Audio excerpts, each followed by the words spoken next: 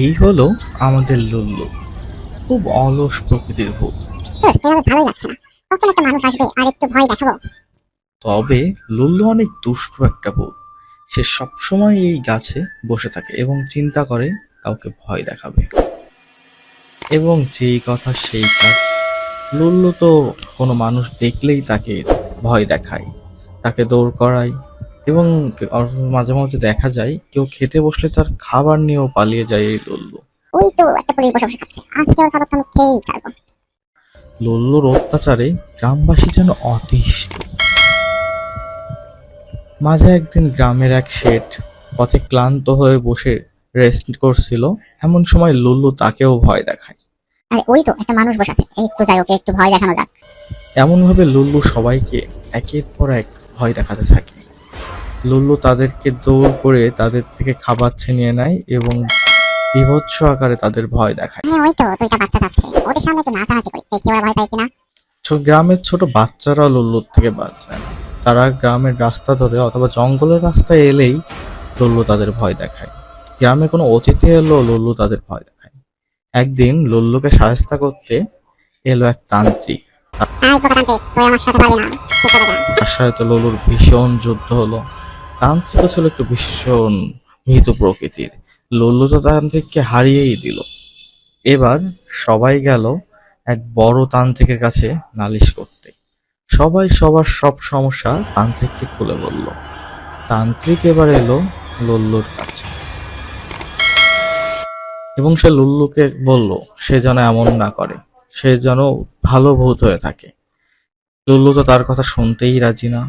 এবার তান্ত্রিক লুল্লুকে ভয় দেখাতে লাগলো। এক সময় তান্ত্রিক ও লুল্লুর ভীষণ এক ধরনের যুদ্ধ শুরু হলো। একটু পরে দেখা গেল লুল্লু পালিয়ে যাচ্ছে তান্ত্রিকের থেকে। ব্যাস চলতে লাগলো এভাবেই। বেশ কিছু সময় পর দেখা গেল লুল্লু তান্ত্রিকের আবারও যুদ্ধ হচ্ছে একটা জায়গায়। তোমার আগেও একজন এসেছিল, সে পালিয়েছে, তুমি আমার ইচ্ছা করতে পারবে না তান্ত্রিক। তান্ত্রিকের ভীষণ জাদুকরি মায়ায় লুল্লু পালিয়ে গেল এবং বলতে লাগলো আর নয়, এবার থেকে ভালো হয়ে যাব। এই নাক মুলছি কান মুলছি তার কোনো কারোর ক্ষতি করবো না, এখন থেকে ভালো ভূত হয়ে যাবো। এই কান মুলছি আর এদিক মুখে আমি হাওয়া রাখবো, এখন থেকে আমি মানুষের উপকার করবো। মানুষের ক্ষতি করলে কেউ ভালোবাসে না, বরং নিজের ক্ষতি হয় না। কিন্তু এই হলো আমাদের লুল্লু। সে বনে বাজারে ঘুরে বেড়ায়, তার শুধু একটাই দুঃখ, কেউ তাকে বিয়ে করলো না।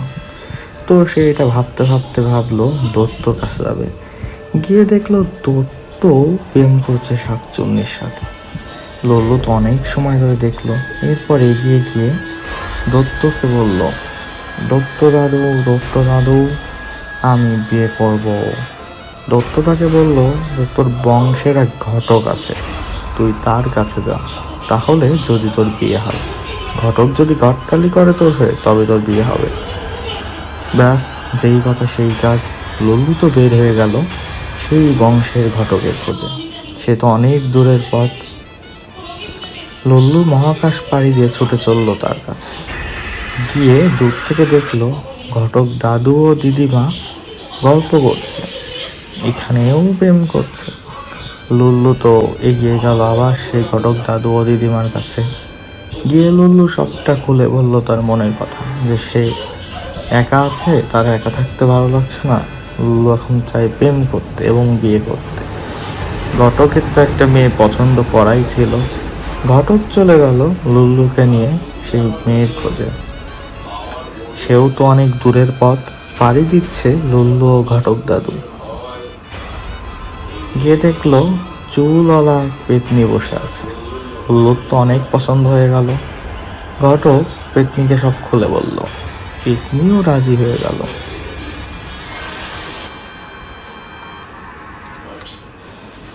এরপর ঘটক দাদু চলে গেল। পেতনি এবং লুল্লু তো আনন্দে নাচানাচি শুরু করে দিল।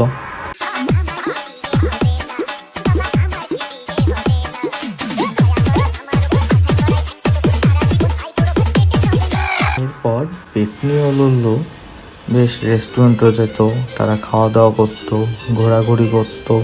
তারা প্রতিদিন ঘুরতে বের হতো। এমনকি সিনেমা দেখতো, দেখা শেষে খাওয়া দাওয়া করতো, ঘুরে বেড়াতো।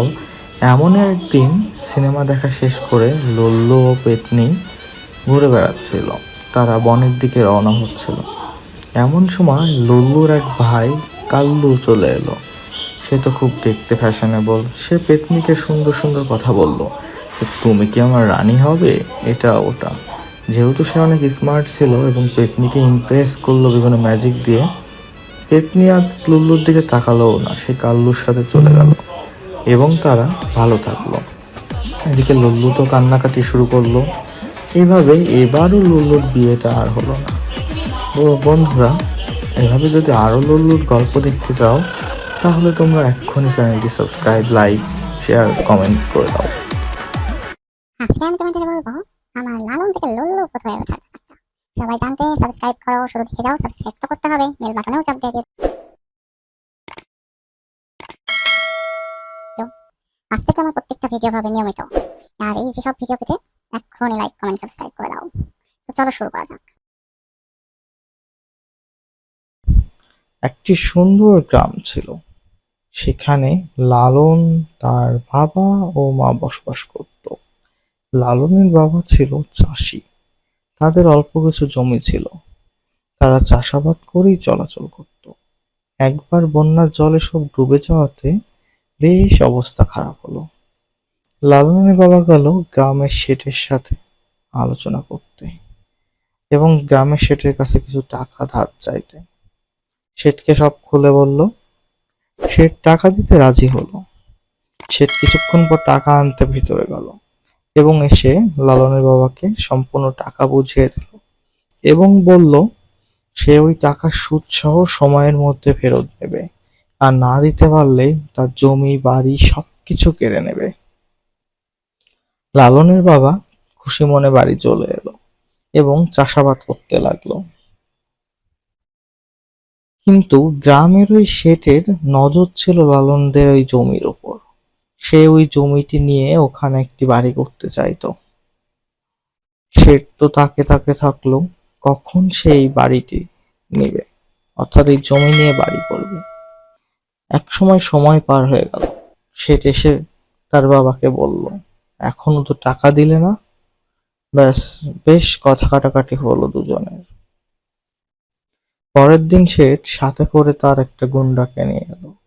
সে তো বন্দুক দিয়ে লালনের বাবাকে ভয় দেখালো। শুধু এখানেই নয়, গ্রামের রাস্তাঘাটে সব জায়গায় ভয় দেখাতে থাকলো। একদিন লালনের বাবা শহর থেকে ফিরছিল ফসল বিক্রি করে। এমন সময় শেঠের লোক তার পিছু নেয়। কিছু সময় পর ধাওয়া করে এবং তারপর গুলি করে হত্যা করে। আর এই সময় বাবার দেরি হওয়াতে এগিয়ে দেখতে এসেছিল লালন। সে বাবার মৃত্যু চোখের সামনে দেখতে পায়। এতে শেঠের লোক আরো ক্ষেপে যায়। সে চুলের মুঠি ধরে লালনকে নিয়ে একটি আস্তানায় যায়। একটি গুহার ভিতর তাকে ধাক্কা দিয়ে ফেলে দেয়। লালন তো বসে বসে কান্না করতে থাকে এবং সে যাওয়ার সময় এমনভাবে আটকে দিয়ে যায় যে সেখান থেকে আর বের হওয়ার অবস্থা থাকে না। কিছুদিন পর লালন ওখানে মারা যায় এবং লল্লু ভূতে পরিণত হয়। আমি কোথায় এলাম? এটা কোথায়? এখানে এখানে এত কারা এরা? তখন পেত্নীরা বলে যে, তুই এখন আর মানুষ নেই, তুই ভূত হয়ে গেছিস। তুই সদ্য ভূত হয়ে গেছিস তো তাই বুঝতে পারিসনি। তারপর ভূত সর্দার লালুকে সব খুলে বলে। অর্থাৎ লালন থেকে তিনি এখন লল্লু হয়ে গেছে। এরপর লল্লু ঘুরে বেড়াতে লাগে বনে বাগানে। সব বন্ধুরা এক্ষুনি কমেন্ট আর সাবস্ক্রাইব করে দাও। এর পরের পর্বে থাকছে লুল্লু কিভাবে ওই জমিদার অর্থাৎ শেঠকে মেরে প্রতিশোধ নিল। তো এক্ষুনি সাবস্ক্রাইব করে রাখো, বেল বাটনটি চেপে রাখো এবং সবাই ভালো থাকো। রাজা, সে ছিল ভীষণ অত্যাচারী। সে সবসময় তার রাজ্যবাসীদের ওপর অত্যাচার করত এবং সে তার সেনাপতির সাথে সবসময় আলোচনা করত কিভাবে তার আরো ধন সম্পদ বৃদ্ধি করা যায় এবং সেনাপতি সবসময় তাকে কুপরামর্শ দিত। এই রাজা এবং সেনাপতি দুজনেই ছিল ভীষণ লোভী এবং অত্যাচারী। রাজা এবং সেনাপতি নিয়মিত প্রত্যেকটা চাষি এবং গ্রামবাসীর উপর অত্যাচার করত। সে যেত তাদের ফসলের জমি কেড়ে নিত, এমনকি হত্যা করত। রাজ্যবাসীকে হত্যা করে তাদের থেকে তাদের জমি, ফসল, মোহর সবকিছু কেড়ে নিত এই রাজা এবং সেনাপতি। তাও যেন রাজা ও সেনাপতির মন ভরত না। একদিন রাজা তার কোষাগারে গিয়ে এত ধন সম্পদ দেখেও সেনাপতিকে বলল, সেনাপতি, আমার কাছে যেন এই ধন সম্পদ খুবই কম মনে হচ্ছে। সেনাপতি বলল, রাজামশাই, এটা বাড়ানোর একটি উপায় আছে। যদি আমরা ওই জঙ্গলের পিছনের পুরনো বাড়িটাতে যাই, সেখানে অনেক অনেক ধন সম্পদ পাবো এবং সেখান থেকে আমরা অনেক বড়লোক হয়ে যাব। ব্যাস, যেই কথা সেই কাজ। রাজা সেনাপতির পরামর্শে পরের দিনই রওনা হলো।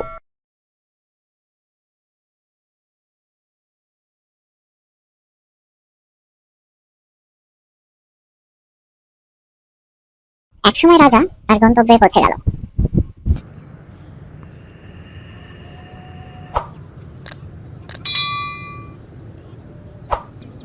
সে ওই পুরো বাড়িটি দেখতে পেল এবং দেখতে পেল বাড়িটির জানালায় আগুন লেগে আছে। তাও সে বাড়িটির মধ্যে প্রবেশ করলো এবং দেখতে পেল প্রচুর ধনরাশি আছে। হঠাৎ করে পেতনির আওয়াজ। রাজা, তুই এখানে কি করছিস? জানিস না এখানে এলে কেউ বেঁচে ফেরে না? আচ্ছা, বললো, আমার তো ধনমোহর চাই, এগুলো সব আমার। শোন রাজা, তোকে আমি সব মোহর দিয়ে দিতে পারি যদি তুই আমার কথা মেনে নিস। তুমি যা বলবে আমি সেই সত্যিই রাজি। প্রতি একটা মোহরের জন্য তোকে 5টা করে রাজ্যবাসীকে হত্যা করতে হবে। রাজা বলল, হ্যাঁ, আমি প্রতি মোহরের জন্য 5 জন করে রাজ্যবাসীকে হত্যা করতে রাজি আছি। শোন লোভী রাজা, আমি এগুলো পাহারা দিচ্ছি। আমি একজন ভালো মানুষের হাতে এগুলো তুলে দিব, যে সবার উপকার করবে।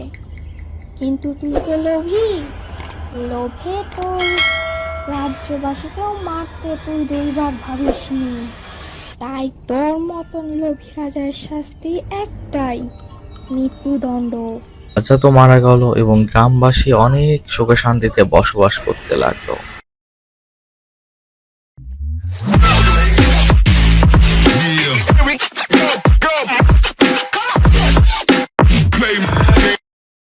এক ছিল জলপরি। সে জলপরি হলেও তার জলে থাকতে মোটেও ভালো লাগতো না। তাই সে বনে বনে ঘুরে বেড়াতো।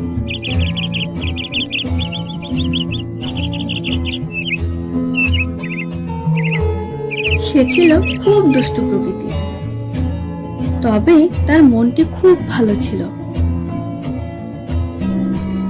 সে বনের সব পশুদের সাথে খুব ভাব করে চলতো।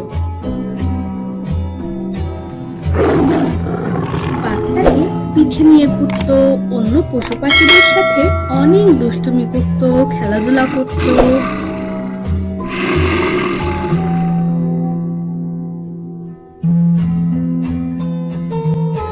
হঠাৎ একদিন বনে এক তান্ত্রিক এলো।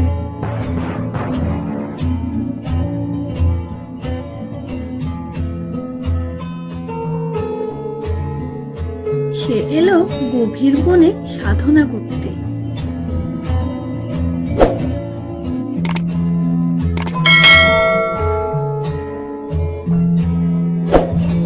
সে যখন গভীর ধ্যানে মগ্ন ছিল, তখন জলপরীর মাথায় দুষ্টু বুদ্ধি এলো। সে খেলার ছলে তান্ত্রিকের কাছে যেতেই তান্ত্রিকের ধ্যান ভেঙে গেল।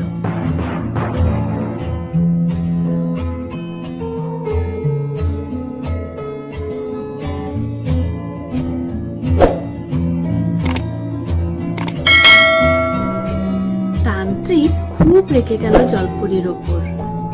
সে সে রেগে জলপরীকে অভিশাপ দিল। তান্ত্রিক জলপরীকে বলল, তুই জলপরী থেকে পাখিতে পরিণত হবি।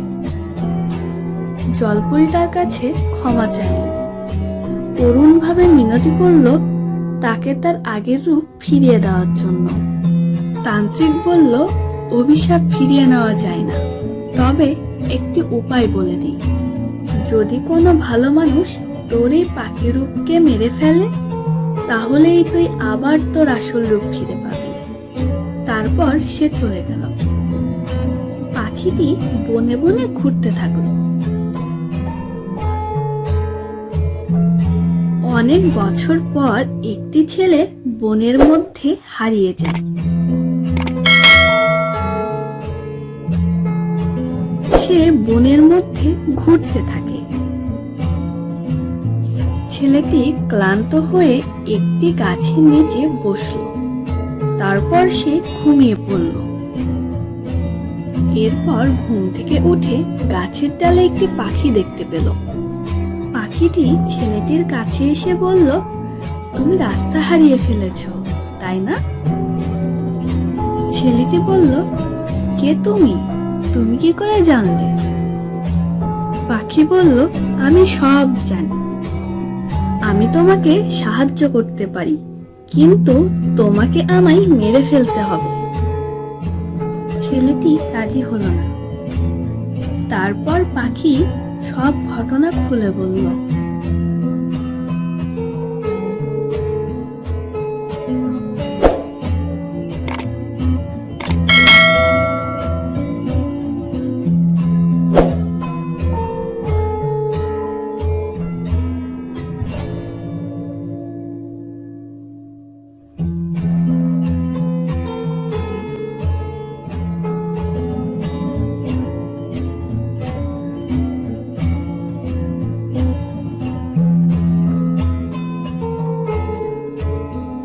সব শুনে ছেলেটি তাকে মেরে ফেলল।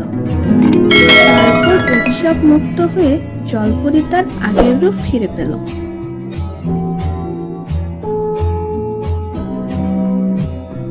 জলপরী তার কথা রাখল, তাকে পথ দেখিয়ে তার বাড়িতে পৌঁছে দিল।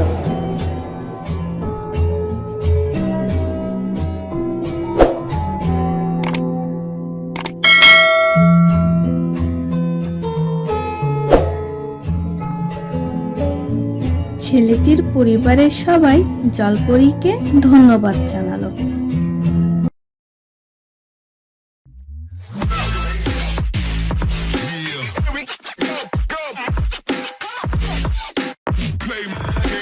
রানীপুর নামে একটি গ্রাম ছিল।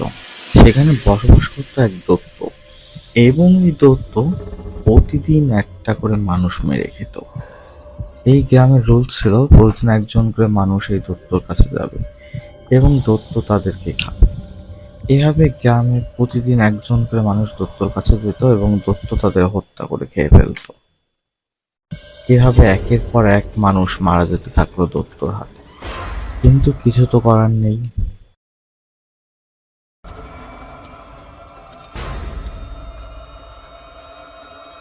এর মধ্যে একদিন মোটু চিন্তা করলো শহরে আর ভালো লাগছে না, সে গ্রামে যাবে তার বন্ধুর বাড়িতে বেড়াতে। ব্যাস, যেই কথা সেই কাজ। মোটু বেরিয়ে পড়লো শহর থেকে। হাঁটতে হাঁটতে হাঁটতে হাঁটতে মোটু গ্রামের দিকে এগিয়ে এলো এবং সে অনেক খুঁজে খুঁজে তার বন্ধুর বাড়িটি খুঁজে পেল। মোটু যখন বাড়িতে পৌঁছালো তখন দেখলো সবাই কান্না করছে। বন্ধু, বন্ধুর স্ত্রী এবং ছেলে অনেক কান্না করছে। দেখে মোটু বেশ অবাক হলো, কি জন্য তারা কান্না করছে। মোটু তার বন্ধুকে সব জিজ্ঞাসা করলো। তার বন্ধু বলল, আর বন্ধু বলো না, এখানে এক দৈত্য আছে, প্রতিদিন সেখানে একজন করে মানুষ যেতে হয় এবং দৈত্য সে মানুষগুলোকে মেরে খায়। আজকে আমার যাওয়ার পালা। সবকিছু আরো খুলে বলল। শুনে মোটুর খুব খারাপ লাগলো। মোটু ভাবলো এই দৈত্যকে শায়েস্তা করবে। মোটু বলল, বন্ধু, তোমার জায়গায় আজকে আমি যাব। এবং যেই কথা সেই কাজ। মোটু বন্ধুর বাড়ি থেকে বেরিয়ে পড়ল দত্ত রাস্তা নাই। সে হাঁটতে থাকলো। এদিকে তো দত্ত তো দূর থেকে দেখতে পেল একটা মানুষ আসছে, সে তো মহা খুশি। মোটু হাঁটতে লাগলো। জঙ্গলের রাস্তা পেরিয়ে যেতে হবে সেই দত্তর বাড়িতে। একসময় মোটু দত্তর কাছাকাছি পৌঁছে গেল। দত্ত তো মহা খুশি যে এত মোটা সোটা একটা মানুষ পাচ্ছি।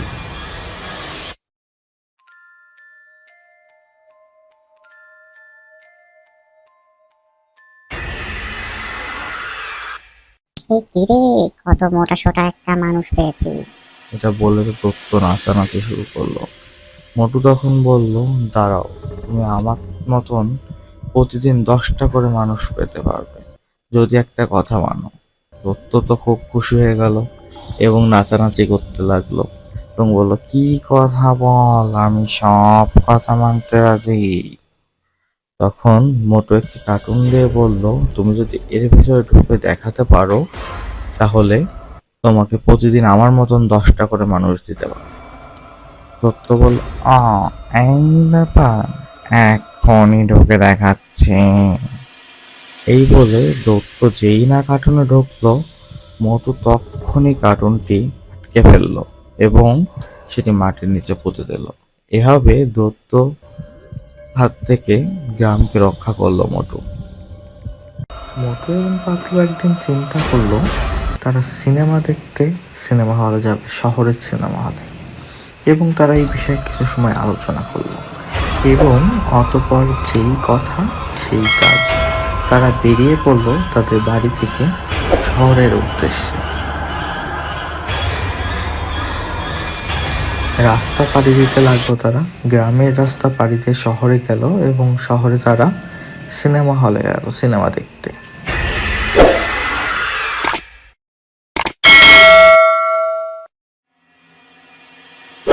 সেখানে মোটু এবং পাতলু তাদের পছন্দের সিনেমাটি দেখলো এবং সিনেমা শেষ করে তারা বের হলো আবার বাড়ির উদ্দেশ্যে।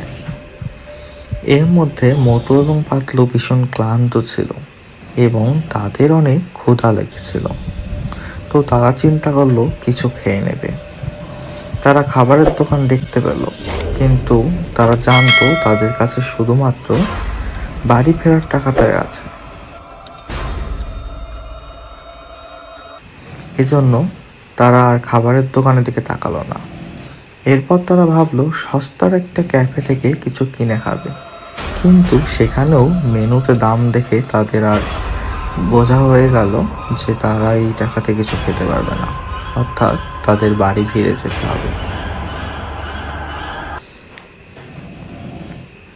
এরপর মোটু পাতলু কিছু সময় আলোচনা করে বলল, না, তারা একবার বাড়ি ফিরেই খাওয়া দাওয়া করবে। ব্যাস, তারা এরপর ট্রেন স্টেশনের উদ্দেশ্যে রওনা দিল। কিছু পথ অতিক্রম করে তারা ওই রোড থেকে বের হয়ে ট্রেন স্টেশনের উদ্দেশ্যে হাঁটা শুরু করলো এবং কিছু সময় পর ট্রেন লাইনের কাছাকাছি গেল এবং গিয়ে দেখলো যে ট্রেনটা ইতিমধ্যে ছেড়ে গেছে। তারা রেস্টুরেন্টের সামনে বসে থাকে এবং দেরি করায় ট্রেনটা মিস করে গেছে। তো মোটু পাতলুর মন ভীষণ খারাপ হয়ে গেল, কারণ ওই দিন আর কোনো ট্রেন ছিল না। তারা ফিরে চিন্তা করলো যে আমরা এবার জঙ্গলের রাস্তা ধরেই বাড়ি যাব। তাদের পেটে প্রচণ্ড ক্ষুধাও ছিল, কিন্তু এভাবেই তারা এগোতে থাকলো। জঙ্গলে একের পর এক পাড়ি দিয়ে এগোতে থাকলো। এর মধ্যে তারা বুঝতে পারলো যে তারা জঙ্গলের পথ হারিয়ে ফেলেছে। তবুও মোটু পাতলু হাঁটতে থাকলো। একটা সময় মোটু এবং পাতলু অনেক ক্লান্ত হয়ে গেল এবং একটি গাছের লগ ও একটি বড় গাছ দেখতে পেল। গ্রীষ্ম জ্যোৎস্নাময় রাত। মোটু বলল, পাতলু, তুমি এই লগের উপর থাকো, আমি ওই গাছের তলায় যে একটু ঘুমিয়ে নিই, তারপর এবার তুমি ঘুমিও। এটা বলে মোটু বলল, গাছটি বেশ আরামদায়ক, বলে ঘুমিয়ে পড়ল। কিছু সময় পর মোটু দেখতে পেল যে তার পিঠের নিচে কিছু একটা আছে, একটা প্রদীপের মতন। মোটু সেটা নিয়ে নাড়াচাড়া শুরু করলো এবং সেটা থেকে বেরিয়ে এলো এক দৈত্য। দৈত্য বলল, হে প্রভু, আমি আপনার দাস, আপনি কি কি চান আমাকে বলুন। মোটু তাকে বলল, আমরা ভীষণ ক্ষুধার্ত, তুমি সত্যি যদি আমাদের উপকার করতে চাও তো আমাদেরকে খাবার দাও। মোটুকে তো বড় এক বাকেট বিরিয়ানি দিল। মোটু সেটা খেলো, মোটু এবং পাতলু। এরপর বলল, হুজুর আর কি চান বলুন। মোটু এবং পাতলু বলল, তোমার সাথে ঘুরতে যাব এবং আমাদের বাড়িতে দিয়ে যাবে ঘোরা শেষে। এভাবেই মোটু, পাতলু এবং দত্ত সুখে শান্তিতে বসবাস করতে লাগলো। বন্ধুরা, এই পরের পর্বে দেখতে পাবে কিভাবে দত্তকে দিয়ে মোটু একের পর এক শয়তানকে শায়েস্তা করে। তো পরের পর্বগুলো দেখতে লাইক, কমেন্ট, সাবস্ক্রাইব করতে ভুলো না।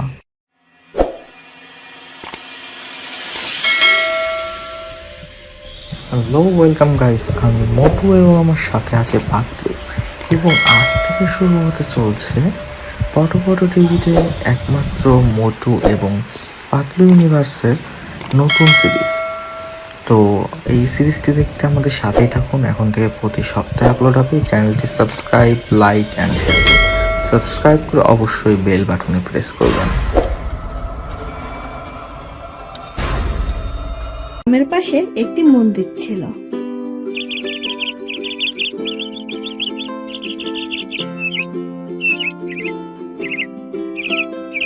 সেখানে সবাই পূজা দিতে আসতো এবং গ্রামের জঙ্গলে একটি নাগিনও বাস করত। সেও মাঝে মধ্যে মন্দিরে আসতো, তবে সে কারো ক্ষতি করতো না। এই জন্য গ্রামের কেউ তাকে কিছু বলতো না। ভালোই চলছিল সবকিছু। হঠাৎ একদিন মন্দিরে এক তান্ত্রিক এলো। তান্ত্রিক বেশ দুষ্টু প্রকৃতির। তার মাথায় চিন্তা এলো নাগিনকে ধরার। সে কয়েকদিন নাগিনকে দেখলো এবং নাগিনকে ধরতে গেল।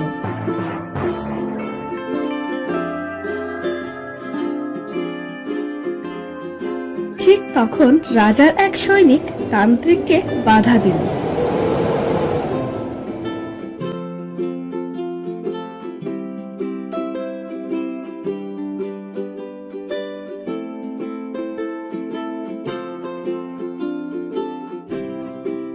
তান্ত্রিককে রাজ্য থেকে বিতাড়িত করল।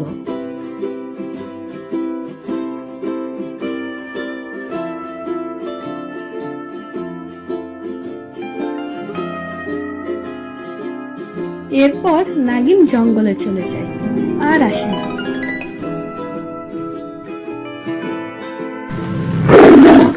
প্রায় বছর 2 পরের কথা।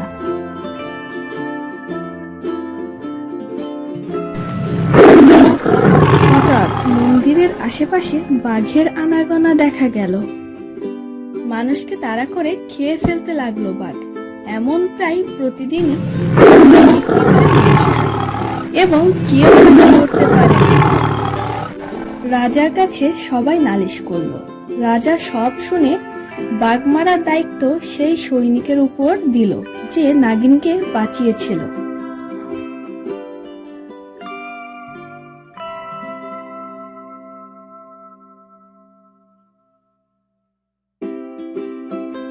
সৈনিক বনের মাঝে গিয়ে বাঘ খুঁজতে লাগলো। অনেক খোঁজার পর বাঘকে খুঁজে পেল। নাগিন দূর থেকে সব দেখছিল। নাগিন বুঝতে পারলো বাঘের সাথে সৈনিক পেরে উঠবে না। সে সাপরূপে সৈনিককে সাহায্য করতে গেল।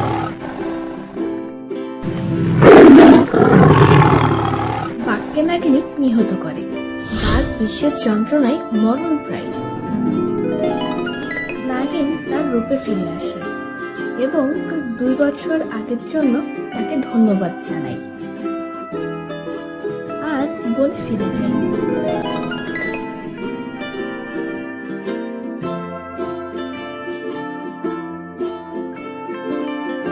বাঘ মারা যাওয়াতে আবার শান্তি ফিরে আসে। ভূগোলপুর একটি কৃষি প্রধান এলাকা। এখানে রনি তার বাবা ও মায়ের সঙ্গে সুখে শান্তিতে বসবাস করত।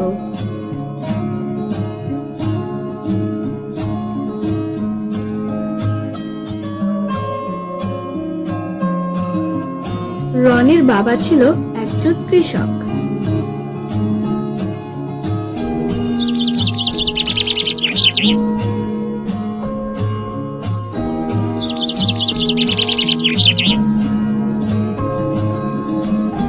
ঠিকই চলছিল। হঠাৎ একদিন একটি দুর্ঘটনায় রনির মা মারা যায়।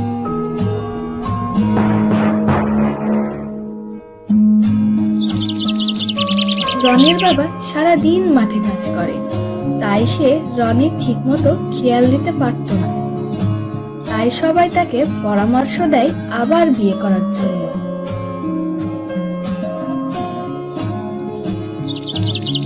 এরপর রনির বাবা একসময় বিয়ে করে আনে। কিছুদিন বেশ ভালোই চলছিল।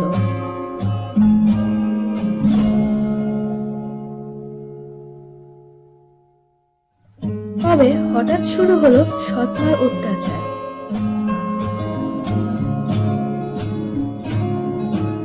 রনির বাবা যেহেতু বাড়ি থাকতো না, রনির সৎমা রনিকে দিয়ে অনেক কাজ করাতো, খেতে দিত না, এমনকি প্রচুর মারধর করত।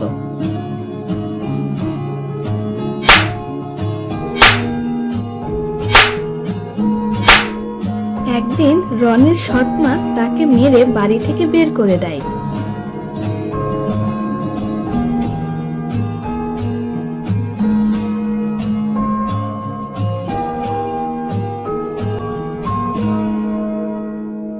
রনি কাঁদতে কাঁদতে জঙ্গলের পথ ধরে হাঁটতে থাকলো।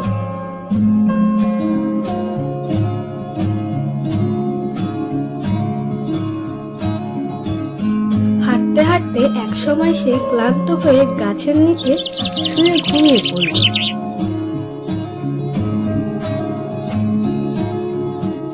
ওই গাছে থাকতো এক পেতনি। ওই পেতনি তাকে দেখতে আসে বারবার করে। ওই পেতনি হলো রনির আসল মা। সে ছেলেকে চিনতে পারে।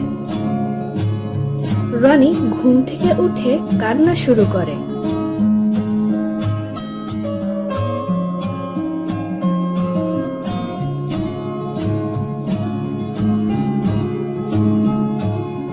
পেতনি রনির সামনে আসে এবং রনি ভয় পায়।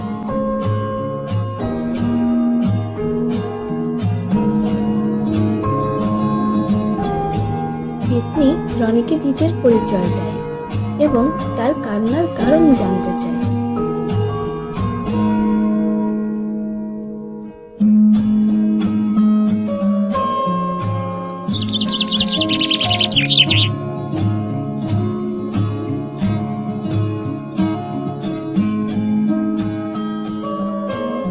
রনি তার পেতনি মাকে সব খুলে বলে। পেতনি সব শুনে সবকিছু বুঝতে পারল।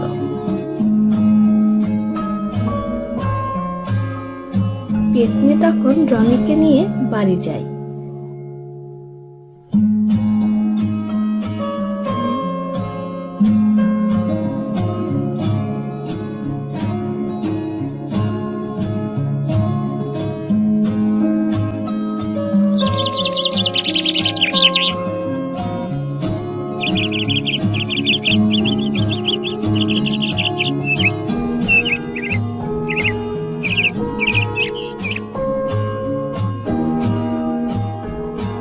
এবং রনির সৎমাকে শাস্তি দেয়।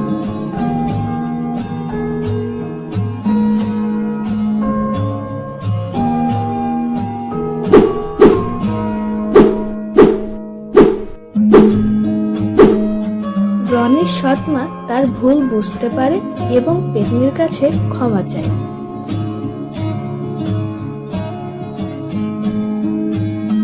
রনির সৎমা ভালো হয়ে যায়। এরপর থেকে সবাই সুখে শান্তিতে বসবাস করতে থাকে।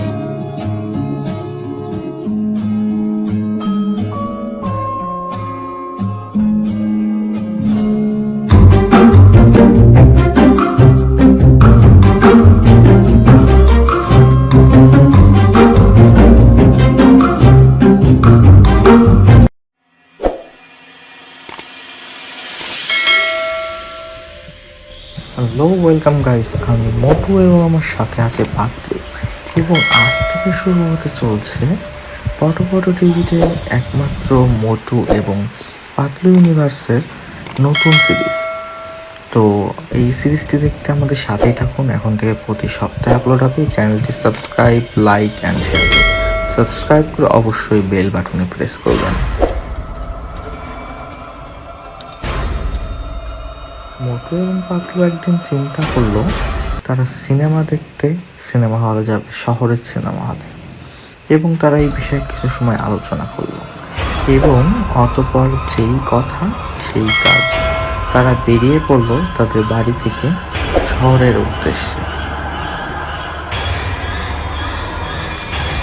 রাস্তা পাড়ি দিতে লাগলো তারা, গ্রামের রাস্তা পাড়ি দিয়ে শহরে গেল এবং শহরে তারা সিনেমা হলে গেল সিনেমা দেখতে।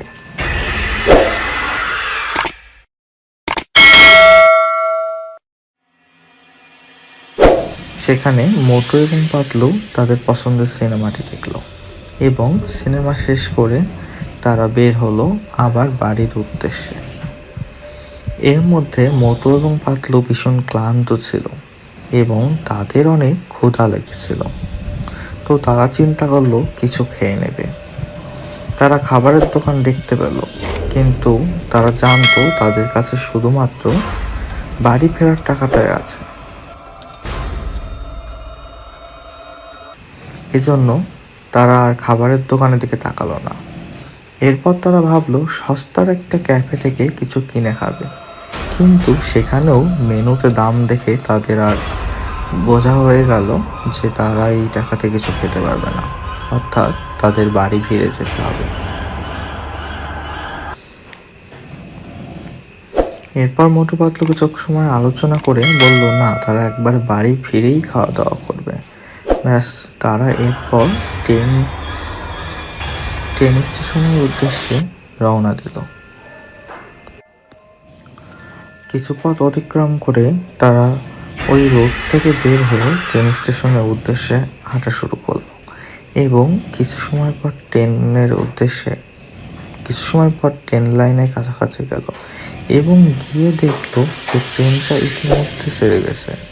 তারা রেস্টুরেন্টের সামনে বসে থাকে এবং দেরি করায় ট্রেনটা মিস করে গেছে। তো মোটু পাতলুর মন ভীষণ খারাপ হয়ে গেল, কারণ ওই দিন আর কোনো ট্রেন ছিল না। তারা ফিরে চিন্তা করলো যে আমরা এবার জঙ্গলের রাস্তা ধরেই বাড়ি যাব। তাদের পেটে প্রচণ্ড ক্ষুধাও ছিল, কিন্তু এভাবেই তারা এগোতে থাকলো। জঙ্গলে একের পর এক পাড়ি দিয়ে এগোতে থাকলো। এর মধ্যে তারা বুঝতে পারলো যে তারা জঙ্গলের পথ হারিয়ে ফেলেছে। তবুও মোটু পাতলু হাঁটতে থাকলো। একটা সময় মোটু এবং পাতলু অনেক ক্লান্ত হয়ে গেল এবং একটি গাছের লগ ও একটি বড় গাছ দেখতে পেল। গ্রীষ্মের জ্যোৎস্নাময় রাত। মোটু বলল, পাতলু তুমি এই লগের উপর থাকো, আমি ওই গাছের তলায় যে একটু ঘুমিয়ে নিই, তারপর আবার তুমি ঘুমিও। এটা বলে মোটু বলল, গাছটি বেশ আরামদায়ক, বলে ঘুমিয়ে পড়ল। কিছু সময় পর মোটু দেখতে পেল তার পিঠের নিচে কিছু একটা আছে, একটা প্রদীপের মতন। মোটু সেটা নিয়ে নাড়াচাড়া শুরু করলো এবং সেটা থেকে বেরিয়ে এলো এক দৈত্য। দৈত্য বলল, হে প্রভু, আমি আপনার দাস, আপনি কি চান আমাকে বলুন। মোটু তাকে বলল, আমরা ভীষণ ক্ষুধার্ত, তুমি সত্যি যদি আমাদের উপকার করতে চাও তো আমাদেরকে খাবার দাও। মোটুকে তো বড় এক বাকেট বিরিয়ানি দিল। মোটু সেটা খেলো, মোটু এবং পাতলু। এরপর বলল, হুজুর আর কি চান বলুন। মোটু এবং পাতলু বলল, তোমার সাথে ঘুরতে যাব এবং আমাদের বাড়িতে দিয়ে যাবে ঘোরা শেষে। এভাবেই মোটু পাতলু এবং দৈত্য সুখে শান্তিতে বসবাস করতে লাগলো। বন্ধুরা, এই পরের পর্বে দেখতে পাবে কিভাবে দৈত্যকে দিয়ে মোটু একের পর এক শয়তানকে শায়েস্তা করে। তো পরের পর্বগুলো দেখতে লাইক, কমেন্ট, সাবস্ক্রাইব করতে ভুলো না।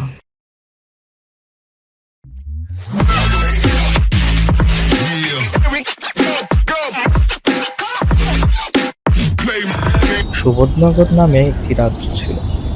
রাজ্যটি খুবই সুন্দর এবং তার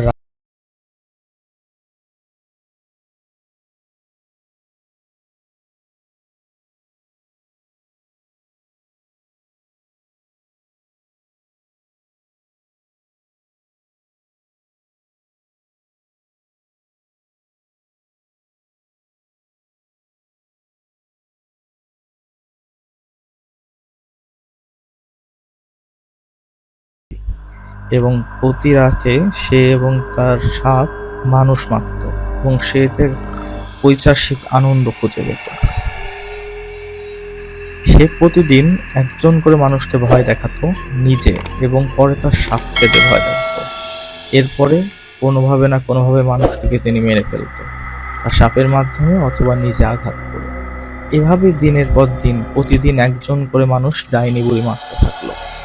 এরপর জনগণ আর কিছু সহ্য না করতে পেরে রাজার কাছে নিয়ে গেল নালিশ। রাজামশাই সব শুনলেন। সবাই বললেন, রাজামশাই, এভাবে তো আর থাকা যায় না, আমরা তো জীবন নিয়ে আর চলতে পারছি না এভাবে। রাজামশাই তখন সবার সাথে আলোচনা করে এক তান্ত্রিককে পাঠালো, এবং তান্ত্রিক গেল ডাইনি বুড়ির কাছে। তবে ডাইনি বুড়ি এতই শক্তিশালী ছিল, তিনি তান্ত্রিককে কোনো কথাই বলতে দিলেন না। তার হাতের এক ছুরি আঘাতে তিনি তান্ত্রিককে ক্ষতবিক্ষত করে দিলেন। তান্ত্রিকও মারা গেল। এবার সবাই পড়ে গেল মহাবিপদে। এদিকে তো একের পর এক খুন চলছেই, প্রতিদিন কেউ না কেউ হারাচ্ছে। রাজা এবং রানী কথা বলে তাদের এক সাহসী সেনাপতিকে পাখিটি মারা গেল। এদিকে দেখা গেল গ্রামের মধ্যে ডাইনির মৃতদেহ পড়ে আছে, অর্থাৎ ডাইনিও মরে গেছে। সবাই অনেক খুশি হলো এবং রাজা খুব খুশি হয়ে সেনাপতিকে একটি সুন্দর সাদা ঘোড়া উপহার দিল। গ্রামবাসীরা খুব আনন্দে উচ্ছ্বাস করতে লাগলো, নাচানাচি করতে লাগলো এবং তারা সুখ শান্তিতে বসবাস করতে লাগলো। আজকের গল্পটি ছিল এই পর্যন্তই। যদি ভালো লাগে তো আপনারাও নাচানাচি করতে করতে শেয়ার করবেন, একটা লাইক, কমেন্ট, সাবস্ক্রাইব করবেন এবং বেল বাটন চেপে দেবেন। সবাই ভালো থাকবেন। দিস ইজ পটো টিভি অ্যান্ড সাইনিং আউট।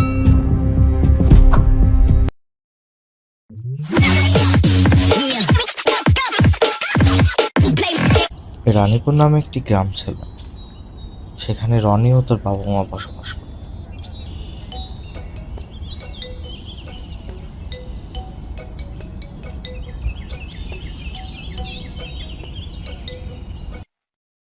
গ্রামের লোকজন বেশ একসাথে চলাফেরা করত।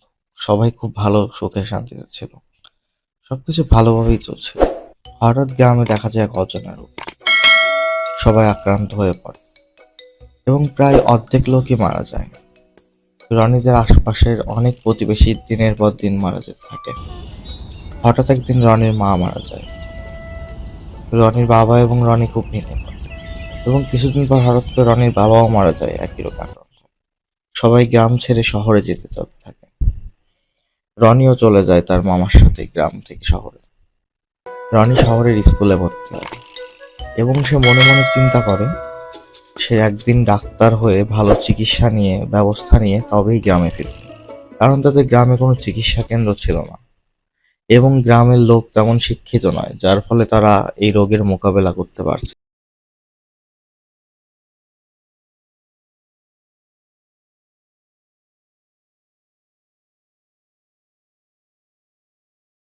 এবং পরবর্তীতে সে একটা ভালো হাসপাতালে চাকরি করতে শুরু করে।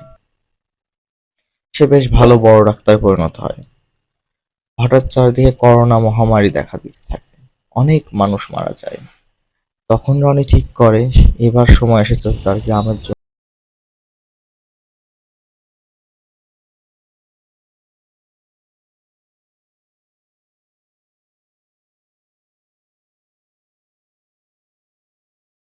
রনি চিন্তা করে যে সে গ্রামে একটি স্বাস্থ্যকেন্দ্র বা হসপিটাল করবে। কিছুদিন পর হাসপাতালের কাজ সম্পন্ন হয় এবং রনির হাসপাতালে রনি করোনার সঠিকভাবে চিকিৎসা করে, যার ফলে কোনো গ্রামবাসী মারা যায় না এবং অন্যান্য সকল রোগের চিকিৎসা ভালোভাবে করে। গ্রামবাসী এতে করে ভীষণ খুশি হয় এবং ওই গ্রামের আর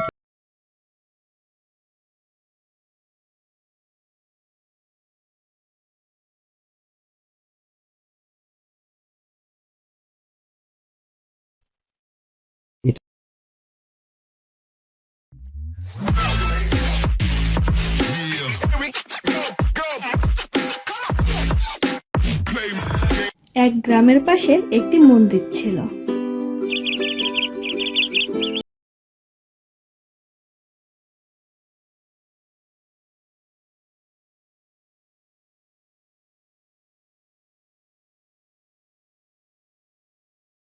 সেও মাঝে মধ্যে মন্দিরে আসতো তবে সে কারো ক্ষতি করত না। এই জন্য গ্রামের কেউ তাকে কিছু বলতো না। ভালোই চলছিল সবকিছু। হঠাৎ একদিন মন্দিরে এক তান্ত্রিক এলো। তান্ত্রিক বেশ দুষ্টু প্রকৃতির। তার মাথায় চিন্তা এলো নাগিনকে ধরার। সে কয়েকদিন নাগিনকে দেখলো এবং নাগিনকে ধরতে গেল।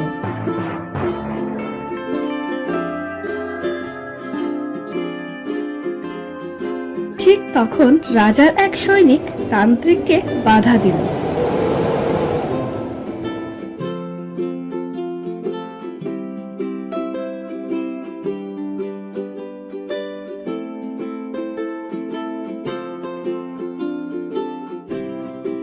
তান্ত্রিককে রাজ্য থেকে বিতাড়িত করলো।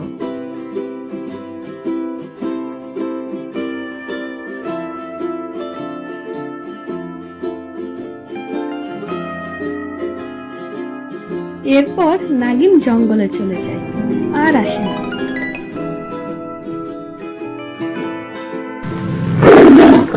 প্রায় বছর 2 পরের কথা।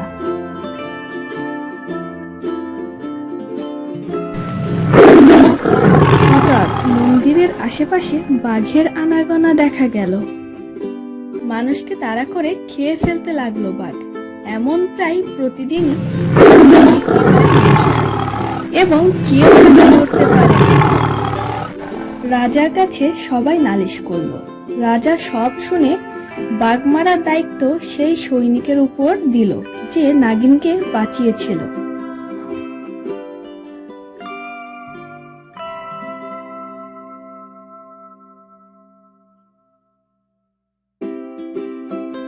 সৈনিক বনের মাঝে গিয়ে বাঘ খুঁজতে লাগলো। অনেক খোঁজার পর বাঘকে খুঁজে পেল। নাগিন দূর থেকে সব দেখছিল। নাগিন বুঝতে পারলো বাঘের সাথে সৈনিক পেরে উঠবে না। সে সাপরূপে সৈনিককে সাহায্য করতে গেল।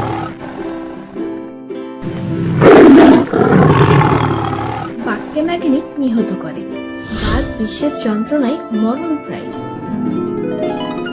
নাগিন তার রূপে ফিরে আসে এবং 2 বছর আগের জন্য তাকে ধন্যবাদ জানাই আর বনে ফিরে যাই।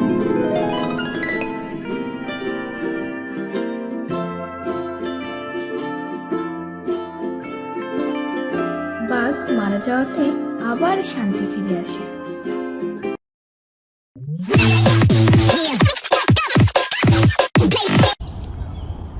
এই হলো আমাদের লুল্লু, খুব অলস প্রকৃতির ভূত।